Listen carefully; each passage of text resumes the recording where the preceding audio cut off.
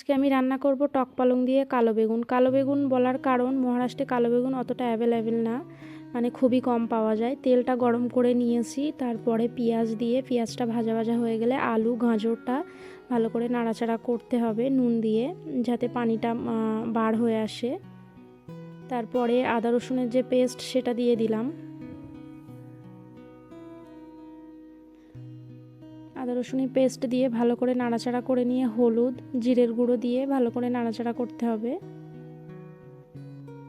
কালো বেগুনটা পাওয়া যায় না, তার কারণ কালো বেগুন এখানে খুব একটা মারাঠিরা পছন্দ করে না। মারাঠি বেগুনগুলো আবার ভালো লাগে না আমার, আমি নিয়ে আসিও না।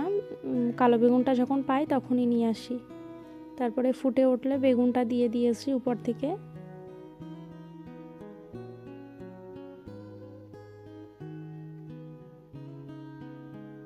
ভিডিওটা ভালো লাগলে চ্যানেলটাকে সাবস্ক্রাইব করবে। তারপরে মাছ ভাজার জন্য মাছে নুন হলুদ দিয়ে বেগুনটা যখন মানে একটু নরম হয়ে গেছে, বেগুন আলু গাজর, তখন কুচি করে রাখা টক পালংটাও দিয়ে দিলাম।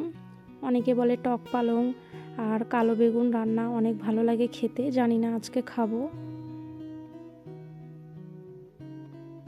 ভিডিওটা কেমন হয়েছে কমেন্টে জানাবে। মাছটা হয়ে যাওয়ার পরে মানে ভাজার পরে তরকারির উপরে দিয়ে দিলাম।